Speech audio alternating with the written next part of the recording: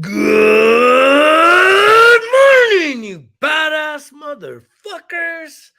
It's the results kill excuses. The morning drinking show. I'm your host, Greg. Getting back on this motherfucker once again, aren't we? We get back on here. We still doing life. We still doing life. I remember the good old days. The good old days when life used to do me, man. Woo! Is life still doing you? Are you doing life? I know that shit probably bothers a lot of motherfuckers out there, right? Because you think you got it figured out. But if you really think about it, how much control do you have over your life right now, right? And when I say control, I mean you have situations, right? You lock down into situations, whether it's relationships, leases, right? Broken relationships, right? Parenting plans, all kinds of crazy shit, right? And the measure on whether you're doing life or life's doing you is freedom. How much freedom do you have? Freedom, right? Freedom. I mean, you maybe not be locked up like this like this drunk motherfucker. But how much freedom do you have like when you look at this week that's about to roll in, right? How much freedom do you have to make some decisions on what you're going to do this week? Or is it like, okay, it's work week time and this is the routine? And when you really look to be more free, right? Freedom comes through what? Being able to establish whatever pattern you want, right? If you need to do something new, you need to try something new, you need to uh, do new things, right? Depending on how much freedom you have, most of us don't have a lot of freedom. Most of us are locked into our routines and our schedules. And that's challenging. It's challenging, right? Because you got responsibilities, because you got bills to pay, right? You got kids to raise, you got people to love, you got dinner to make, right? And you got jobs to work, right? And all of that takes away from our freedom. Because I personally, man, when I feel the most free, right? I feel very free in this moment. But when I feel most free is like when I was on that road trip recently, man. When I'm just the open road, man, the open road. I saw something with Matthew McConaughey, right? He was talking about, I think he's doing something now, Highway to More or something, where he's just trying to inspire people to go on road trips, right? The slower way of travel, not just flying in, flying out, but really just stopping, man, taking that journey, stopping to smell the roses, the wind in your hair, right? Maybe you have a destination, but guess what? Along the way of that journey, there's a lot of opportunity to take detours, right? You never know. Like a lot of times, I know where I'm destined to eventually land up. But I love how when you just kind of get going and things just start to unfold, you allow for there to be a little bit more exploration, a little bit more pause, and you're not so hurried. And that's when I feel most free, most alive, is when I'm out there on the open road with a amount of time. And ultimately, I'm working the amount of effort I put into my work, into my career, into the things that I give my energy to is setting me up here in the next, let's call it 4 to 6 years, to just have total freedom, 365, 24/7, total freedom, right? By the time I hit 50, that's the goal. That's the aim. And that's what I continue to march towards. That's why weekends don't matter. Holidays don't matter. Not that they don't matter. They're just, I don't look at it one thing over the next. So here we are, right? It's Father's Day. Happy Father's Day to all the fathers out there, right? And it's kind of funny, but I get where it's coming from. There's a lot of single moms raising kids, and I have such a big heart for single moms. I was raised by a single mom. I heard a crazy stats. I'm not gonna get into this today, but there was some crazy stats about um, negative statistics about single mother households. I don't want to get into it, but there's a lot of single moms that want to get the light shined on them, saying, "Hey, I'm doing the role of father." I know a lot of military families, right? That if the dad is deployed and mothers get deployed also, but the dad gets deployed and the wife is back there raising kids, wearing both hats and doing all that, and all that's commendable, right? If you're doing everything you can to nurture, raise, inspire, right, children, right, that's a beautiful thing, right?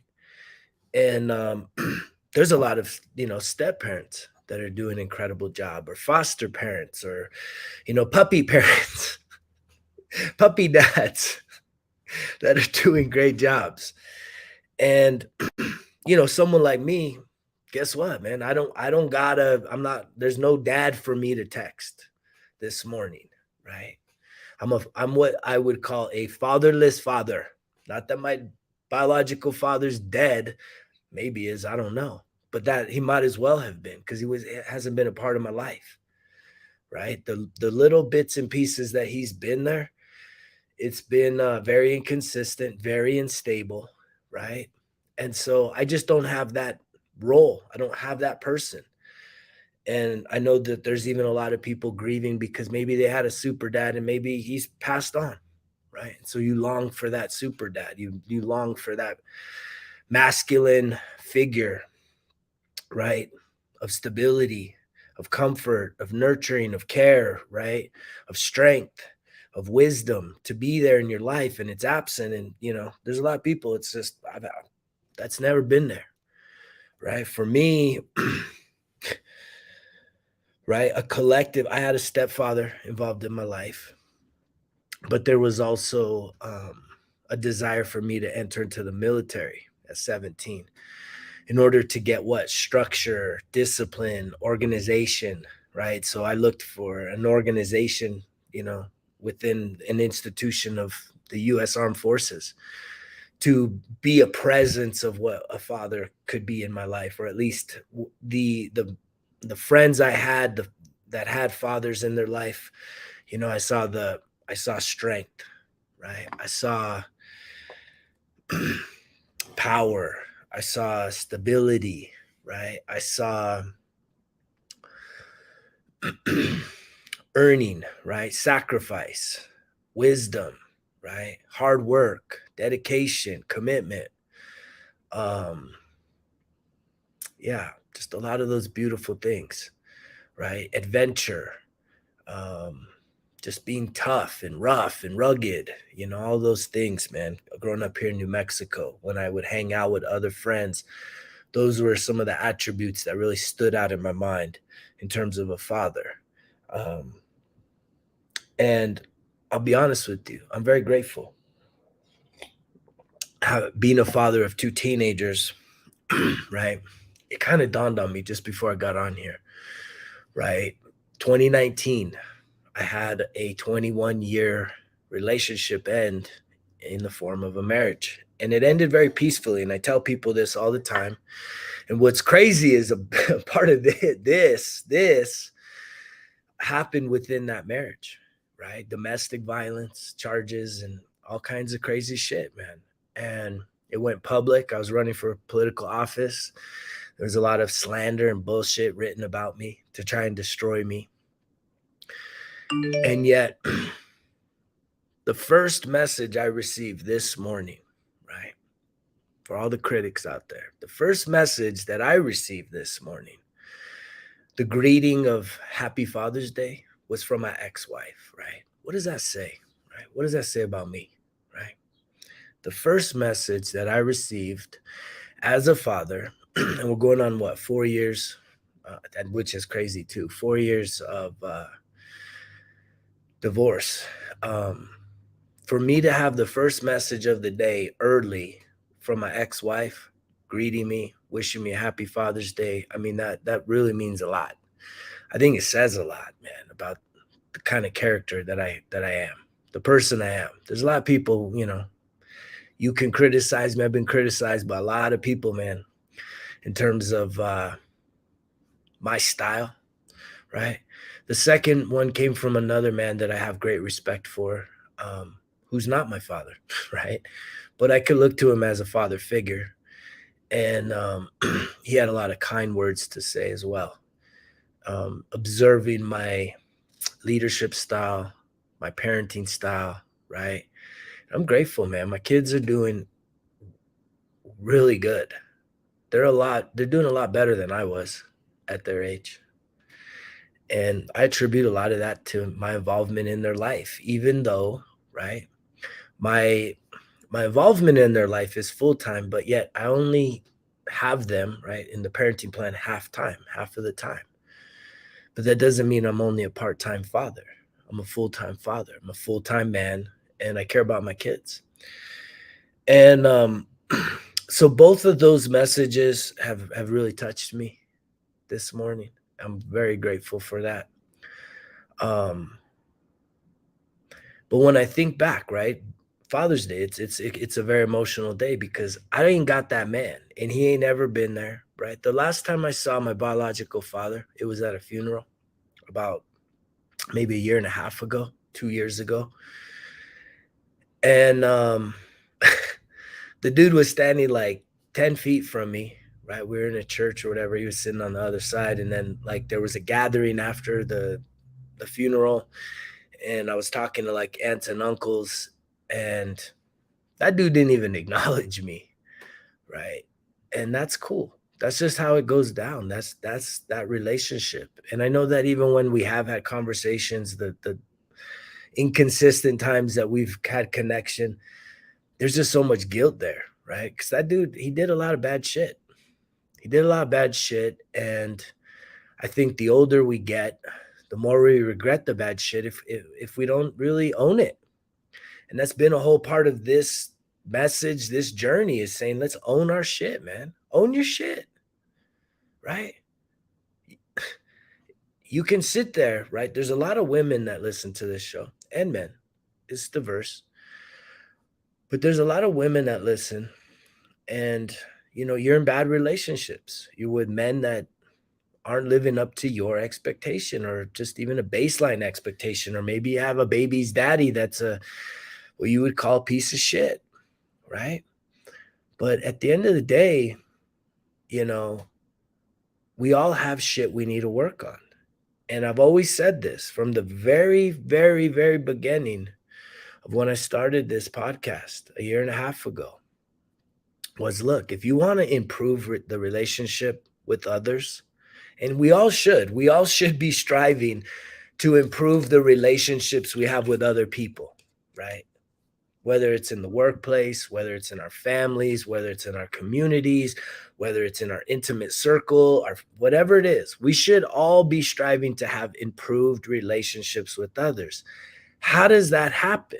How do you improve relationship with others? Just get to understand people better, right? Compromise yourself, put on more masks, pretend that you're somebody you're not. No, none of that shit works, right? Because we've all done it. That's the other truth. So the way that you improve the relationship you have with others is what? Improving the relationship you have with yourself. That's it. But in that is one of the most challenging processes in this whole entire experience called life. Because you have to disconnect and unplug so many programs ingrained in your being that teach you something otherwise. I can't tell you how many people fail this very simple question, which is a little pop quiz, right? And I ask it all the time. Very few people. I was at this women's retreat in Montana a few weeks back, and there was probably a group of like 30 people. I think only 1 or 2 people out of 30 got the right answer. And so many people were frustrated after they came up to me wanting to validate and get validation from me and justify their answer. But here's the question, right? Who are the top 3 people that you love the most? Who are the top 3 people that you love the most? Just think about that. Top 3 people, right?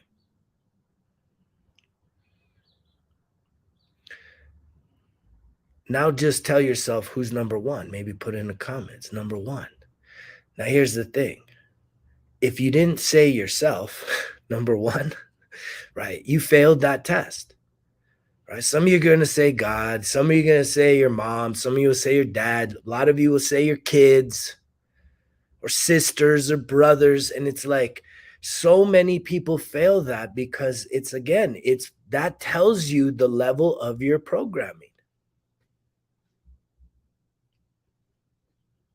right? Are you willing to let that be new information to say, "Wait, you are programmed," right? There's a lot of people that say, "Hey, you're open-minded, you're open to learning new things," but are you willing to truly understand that there's new things that you still have yet to learn? There's an open part that is actually that you say you're open-minded, but you need to realize the how in order to really become open, you need to discover what is closed in you, right? Because just saying that you're open-minded, to say that you're accepting, right? You need to truly realize what is the opposite? What's the contrast in that? What is still closed? What is still hidden, right? What is yet to be discovered about yourself?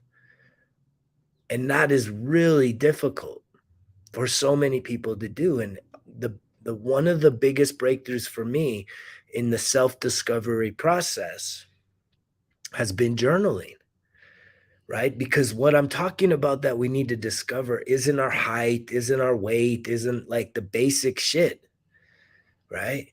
It's the depths. It's the emotional wounds called trauma that we are carrying around, that we're running these programs, right? One of the deepest, most profound lessons since the divorce, 2019, for me, was learning the fact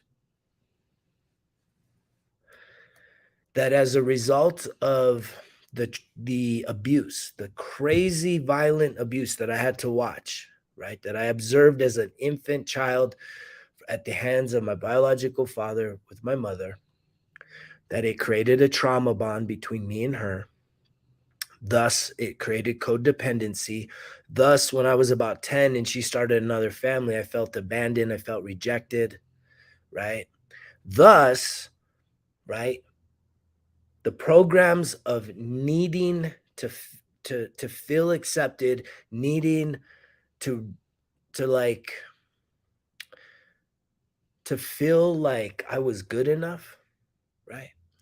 That program played itself out in every single intimate relationship that I had, right? Every single one. And even a 21-year marriage, it was like there just came a point in time that I and her, right, had to reflect and say, was this true love? Was this truly unconditional love? Or when I got married at 19 years old, that's crazy, right? 19 years old in the military. Um, was it because of this needing, right, to fill that void inside of me, to heal, thinking that someone else could heal the trauma, the pain, right? The insecurities, that someone else could fill all of these emotional wounds that happened when I was just this little kid. And when I say that, I had to like unpack all this shit. And it's taken a lot of isolation, a lot of separation, a lot of just time alone. And most of us can't handle that. Have any of you ever seen the that show Alone? I remember I don't watch a lot of TV, but when I in my last relationship, post divorce, we used to like watching that show a lot. And the thing that you would always hear from these people, right, whether they lasted a week, a month, or the winner, they always realized that at a certain point, right, being alone, being with yourself. Again, no technology, no distractions, none of the bullshit, right? It shows you how difficult it is for us to sit inside of ourselves, to be with ourselves.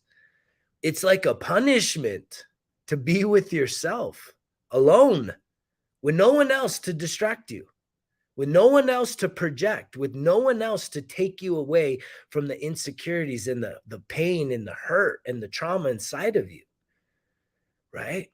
And I'm grateful for this time because I do feel that God has truly, in the most recent season of a fallout of a really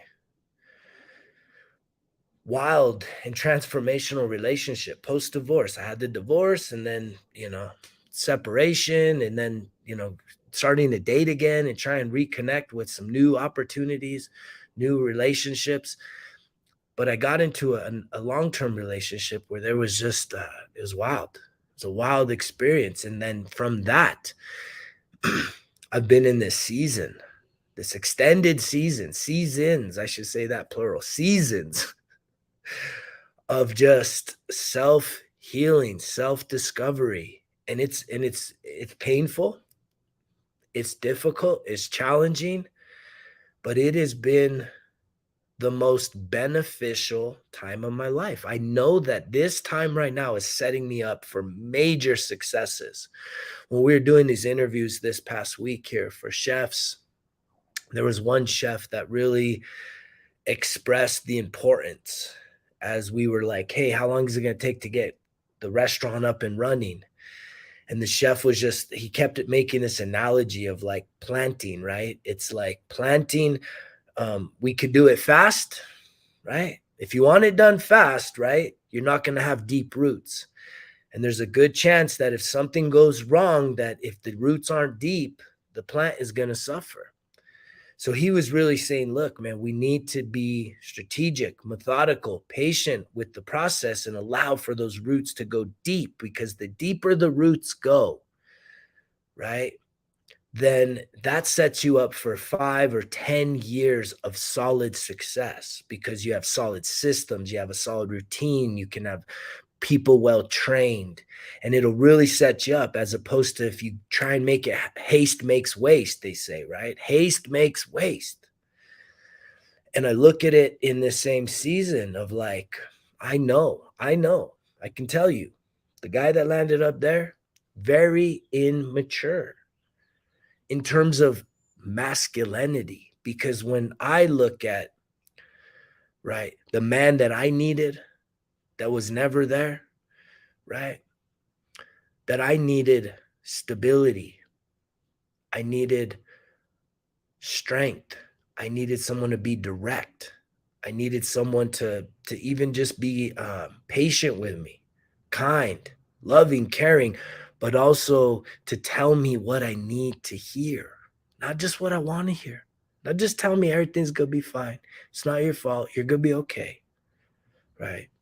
I needed someone to tell me the fucking truth and to be real with me and to challenge me, to not just let me sit there licking my wounds, but to tell me, let's get up, let's shake it off, dust it off, and let's keep going. This is where we grow. This is where we get tough. And I've had to learn this process on my own. But the beautiful thing is, and it's really today's message, because whether it's needing the man or the mother, whoever, it is imperative for you to truly become a better version of yourself, right? Is that you need to become who you needed most. Most of us didn't grow up with secure parenting, right? Secure caregivers. Most of us had a lot of dysfunction, right? We called it dysfunction. It was really abusive, toxic, environments, right? Dysfunctional environments. And in those dysfunctional environments were really where your programs were built, right? And these programs are really instilled in you to where you get triggered, right? If you're honest with yourself, there are triggers that you have that happen unbeknownst to yourself. And then what happens when a trigger happens, this subconscious program of safety and security rolls out. And a lot of times, right, it's us being guarded. And thus, a lot of times we overreact to very simple things, to very small things. And it usually what causes other people a lot of pain. But it's really our pain being projected onto other people. Hurting people hurt people. Insecure people create insecurity in other people. Someone doesn't have stability, right, is going to make an environment of instability. And it's and I'm grateful that right now in this season of really living life with intention, conscientiousness, sobriety, right? Life ain't perfect, right? But I'm mentally tough. I'm mentally able to take on any challenge that comes my way, but also to embrace uncomfortability, to know that when something gets stirred up inside of me, I don't have to react or overreact, even worse. I can now sit there and realize there was a shift and realize that I can now become the person I needed most, internally speaking, because ain't nobody gonna rescue you guys. No one's coming to our rescue, right? You could have your dad could be your absolute hero, right? Your dad could be your absolute hero, and I commend you, and I commend him if that is the case. But you know, right? Even super dad can't always be there, right? When you going through some shit, right? Super dad cannot always be there and will not always be there if you're going through some shit, right? And if you do have a super dad that does show up, right? Again, that's amazing. You're blessed, right? You're very fortunate. But even in that, I think that there can be a sense of what? Codependency, right? That anytime something goes wrong, you need this person to rescue you. Thus, you don't really truly learn independence and self sufficiency and how to truly self regulate yourself. You're still looking for someone on the outside to fix the shit on the inside. And thus, I bet you if you look at your patterns, right, that you still have instability inside of you because you've always needed someone to rescue you when things get hard, when things get difficult, right? And that's your life. I know for me, anytime I've gotten into the shit, ain't nobody ever been there. Very few people, right? I've had to always pick myself up, dust myself off, and find a way forward, right? And that's what gets me into this season now is I can now truly trust myself. That's huge. To be able to truly trust myself in any situation from an emotional standpoint, right? That I'm not going to lose it, that I'm not going to get triggered, that I'm not going to give my power away to somebody else that maybe disagrees with me or is misunderstanding me or is insulting me, right? All things that used to piss me the fuck off. I don't have to give my power to those people no more, right? Because I know that these people are just hurting and it's okay to be misunderstood. They can have their point of view. That doesn't make my point of view wrong and that doesn't make their point of view right. We just have a difference of perspective and that's perfectly okay. And I'm grateful for that, right? I'm grateful for the fact that not everybody has to see eye to eye. And we need to realize that because we get it's so important to us, right? To have people validate us because with all of our ideas, you have an idea, you need to go to all these people and tell them about it, right? You know, you have a fight or a breakup with someone that you say you love and you care about, and then you gotta go to all your friends and fucking talk about all the bad shit, right? So that you can be validated to really justify your decision on what to do next. And yet, it's so important that you show up for yourself that you cultivate a relationship that is solid enough with the true and authentic version of yourself, right? So even when you look at Father's Day, right? What are we gonna do today? What do we do on Father's Day? It's Sunday, it's Father's Day. What are we gonna do? We gonna drink, get drunk, smoke, get high, overeat? Because if you're a father, that tells me that there are people looking up to you, right? Whether you got kids that have kids, right? If that means that you have children, and some of you have children's children, you have grandkids and great grandkids, and yet you're a role model. You are showing and setting the standard, right? For how other people should live their life.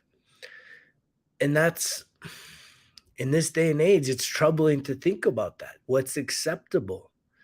That a lot of you are showing that what overeating is perfectly fine on a day like today. But it's not just a day like today. It's probably every day because it's a pattern, right? You're also showing that being overweight and unhealthy is okay, right? A lot of you are unhealthy. A lot of you are fat motherfuckers, and you don't want to admit it, right? You know it.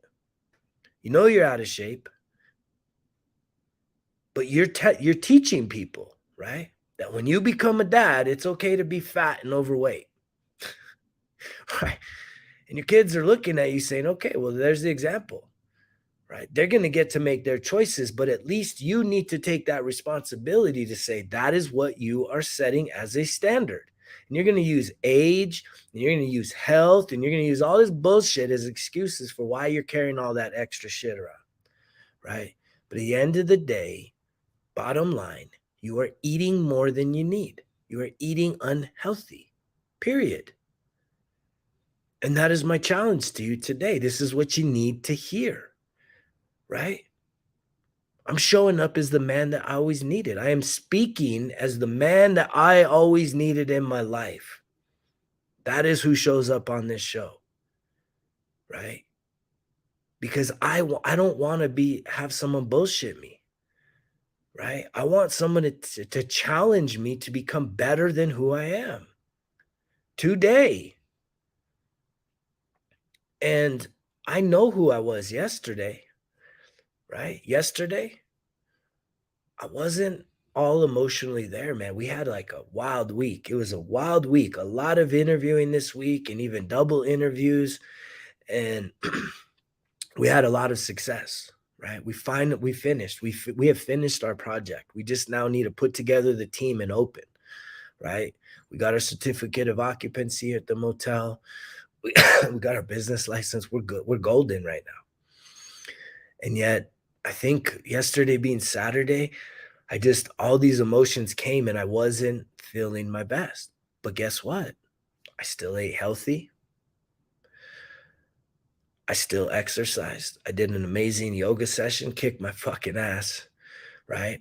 And even in the evening, right? I told someone I was going to do them a favor, right? And my word matters now. I told someone I was going to do something for them. And I was sitting there saying, maybe I'll do it tomorrow. But I was like, tomorrow's Father's Day. I would probably want to do something with my kids. So I probably won't go do this favor. I said, you know what? Let me go do it, right? It's late in the afternoon, and I went and knocked it out. Sent this guy a picture. He's like, you're a man of your word. I appreciate you, right? And then it was late in the afternoon. And I was feeling a little restless, and I was like, man, I want to go for a hike. But it's getting dark. It's this, that, all the voice, man. I still have conflict within my being, right? But it takes this discipline and this mindset and this habits to say, you know what? Just go for a hike, man. Even if it gets dark on you, which it didn't. And I met an incredible person on the hike, but I still went and did it, right? And so I wake up today feeling what? Worse? No, I would have felt worse if I hadn't done that favor and knocked that out when I had a chance. And if I hadn't got in that extra hike in the evening, right? I would have felt worse about myself today. But instead, guess what? I have all that to build off of to make today even a better day, to make today even becoming a better version of who I was yesterday. And yesterday I had to put everything out there. I had to overcome a lot of emotional lows. I even had some breakdowns yesterday. Just straight the fuck up, right? And I love that about myself, that I can sit there and be honest with myself because I don't have all these distractions. I don't have to worry about other people. I don't have to escape my life. I heard that yesterday. True self-love, right? True self-care.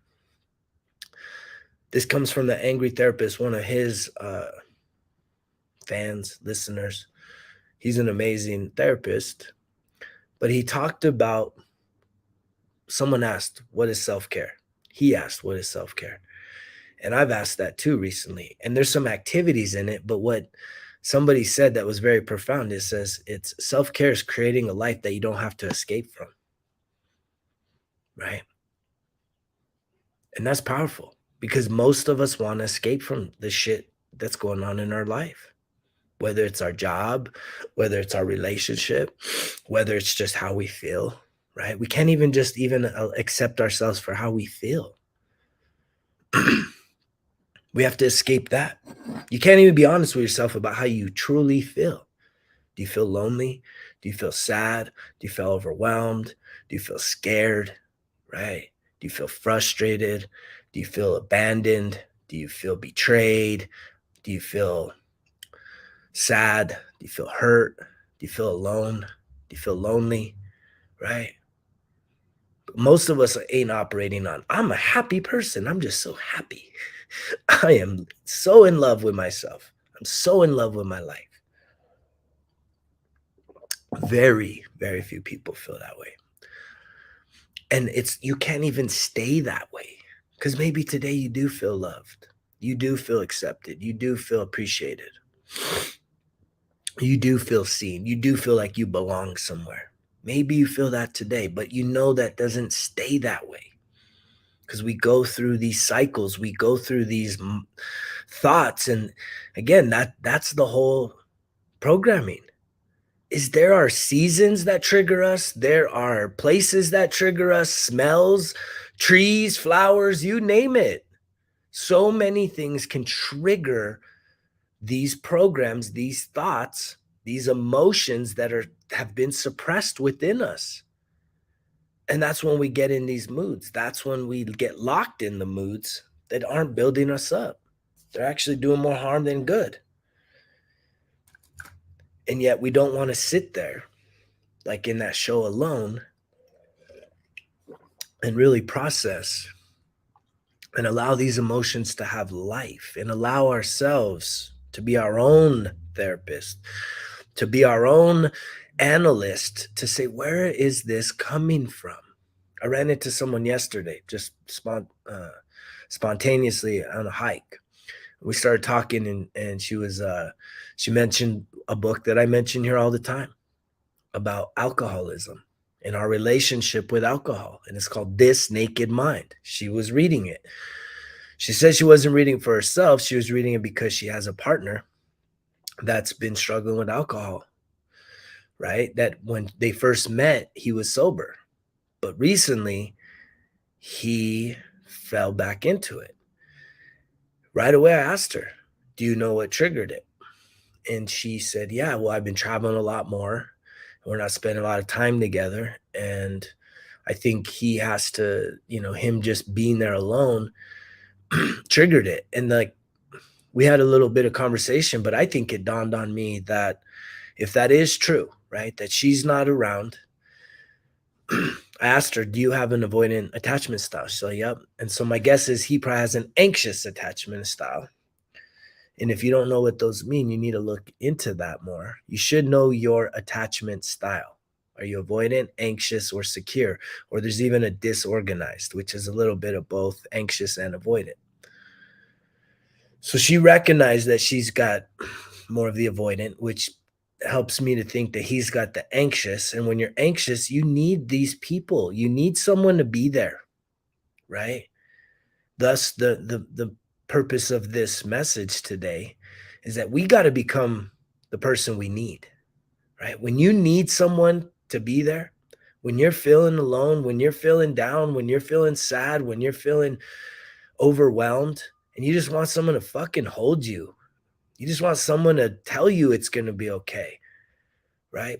We don't always find that person in every single moment. It's beautiful when people show up for us. But even then, they're dealing with shit. But I kind of had this premonition that the reason that he probably got triggered when she started traveling more, is a subconscious program saying that, look, if he falls back into the alcohol, it's sort of like a kid that is feeling like they're not getting enough attention, right? They get in trouble. I used to do that, right? Do you know what I'm talking about? Like little kids, if there's if you got like multiple kids in the house, one of the kids, if they feel like they're not getting enough attention, they do something bad. And it's so that more focus gets put on them. And they don't know they're doing this. They don't understand this is where this is coming from. But in my mind, I was thinking, well, shit, I bet you he did this so that he can have attention. It's the child going back saying, Mom, I want attention from it. Again, he's wanting it from his partner. So that if he falls back, he could what? She could turn into his savior, into the rescuer, right? He's victimizing himself by saying, I'm going to turn to alcohol. I'm feeling down. I'm feeling alone. I'm feeling abandoned. And now I'm going to hurt myself so that I can have my partner rescue me. It's crazy. This shit's fucking crazy, but this shit is real, right? And this is the stuff that we need to really start unpacking in our own lives. What are your patterns? What are you doing to self-sabotage? An incredible book, The Mountain Is You, is a really incredible book. You just think about it. The mountain is you. When I think of mountains, I think of stability. I think of strength. I think of something that's virtually almost everlasting, that's rooted, right? You don't just see mountains move. And yet The Mountain Is You is really a book that portrays our self-sabotaging behaviors and our patterns and how to overcome that shit. And again, it's all based in what? Cultivating the truth within, cultivating stability within, truly understanding that if you want to improve relationship with others, you need to improve the relationship with yourself, right? Because the love you receive is the love that you got. Like attracts like. If you're insecure, you're going to attract someone insecure, right? If you're unstable, you're going to attract someone that's unstable. And we don't want to think this because a lot of times we say opposites attract, right? But it only feels like it's opposite because we don't want to even believe that that is a part of us. Even the narcissistic argument. Oh, I was with a narcissist. We all got that shit going on. We don't want to think it, right? Sure, there are people that truly, truly are looking to like control and manipulate and harm other people in terms of relationships. And I don't know how widespread that is, but most of us are doing that to ourselves. If we're honest, if we're truly honest, we're manipulating, we're controlling ourselves to not even be free. Remember I talked about a freedom at the beginning, right? You can't even be free right now. You're controlling yourself. You're holding yourself back. You're limiting yourself from even becoming or trying or doing new things. Because what? You're afraid. Because what? What someone else is going to think about you. You're doing it to yourself. Hello? But we can't even get to that clarity. We don't want it. You don't want it. And I'm here to challenge you to become the person that you truly need, right? If you look at the situations in your life and you say, man, I could really use some help in this area of my life.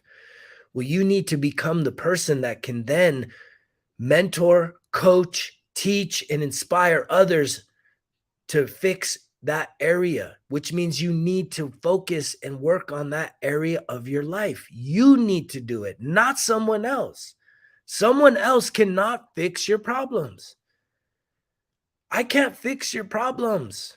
You got to put in the work. You and you alone are responsible for your life, are responsible for your emotional state of being, are responsible for what it is that you are doing. You have manifested everything in your life. And even the bad situations, it is so challenging because we get so caught up in this little tiny blimp of life. It is like our lives pass by so fast. We get so caught up on all the bad shit that's happened to us, right? And we don't think that somehow it is meant for us to do what? To grow, to expand. It is actually meant for our good. I heard I don't know what you call it, a parable, a proverb, right? But it's a story about a Chinese farmer.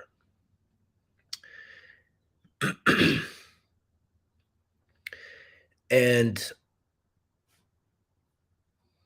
it goes one day, the Chinese farmer, someone steals his horse. And all the villagers come up and say, "Oh no, that's terrible. Someone stole your horse." And he says, "Maybe." The next day, all these wild horses show up to his farm. And everybody says, "Oh my God, like this is the most incredible thing that's ever happened." And he says, "Maybe." The next day, his son is trying to train one of the wild horses and falls off and breaks his leg. All the villagers come up and say, "Oh, this is terrible. This is terrible. Your son has broken your leg. Who's going to train all the horses?" "This is the worst thing that could ever happen." He says, "Maybe." The next day, the recruiters show up, right, to enlist young men to go off to war. And they pass by his son because he has a broken leg. And all the villagers say, "Oh, this is the best thing. This is like your son got saved. He didn't have to go off to war. This is the best thing that's ever happened." And he says, "Maybe." And so the big picture of life is saying that good or bad, positive or negative things happen no matter what. And you never know that, okay, one good thing could lead to a bad thing. A bad thing could lead to a good thing. A good thing could then lead to another bad thing because it's just like frequencies. There's highs and lows. There's pluses and minuses. And yet we allow for our emotional state of being to be fucking taken for that ride up and down and up and down. I feel good. I feel like shit. I feel good. I feel like shit. I'm up, I'm down, I'm up, I'm down. That is being unstable. And that is where so many people are. And you're choosing to most people in this day and age, most, not all, are choosing to live on that lower vibration, that lower frequency of life, that things are all bad. You're watching the news, all the negativity, all the divisiveness, all of the bullshit. And then you're looking in your own life and everything that's wrong with your life. And yet you don't even have enough perspective to see how fucking crazy shit is really around the world in terms of poverty, in terms of third world shit, fresh water, hot water, clean, the ability to wash clothes and wear fresh clothes, transportation. Like, dude, this world is crazy. There's so much poverty in this world, so much suffering, real suffering, not just the mental and emotional shit. And yet we allow ourselves to be moved up and down, up and down, up and down by what's happening instead of working on becoming more stable, more mentally, emotionally, spiritually, and physically healthy. And you can't just do one without the other. I know a lot of people, spiritual, man, you're spiritually healthy, but you're a physical mess. You're a mental mess. You're an emotional wreck, right? But I know other people that are physically just incredible. And again, mental, emotional, spiritual wrecks. And it's not until we allow ourselves to truly align those things and improve our health, our mental health, our emotional health, our spiritual health, and our physical health, that we can truly become who we need the most. Because first, once we rescue ourselves from our emotional pain and suffering, from our trauma, right, from our physical abuse that we're causing to ourselves, right? What you eat today is how you feel tomorrow. If you woke up right now and you feel like shit, it's because of what you did to yourself yesterday, what you ingested, right? And that it's up to you to change that. I'm here to challenge you, but it's up to you to say you're worth it and that you're ready.